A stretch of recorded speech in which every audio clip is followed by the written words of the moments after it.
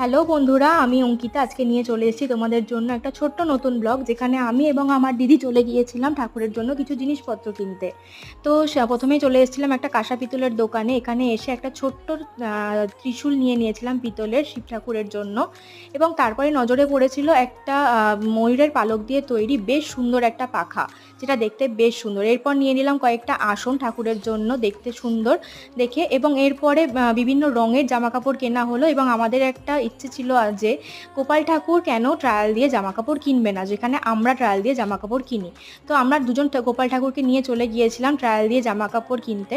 তো ঠাকুররা এখানে ট্রায়াল দিয়ে জামা কাপড় কিনলো, এবং জামা কাপড় কেনার পর ঠাকুরদের জন্য কিছু মালা নেওয়া হলো সাজানোর জন্য।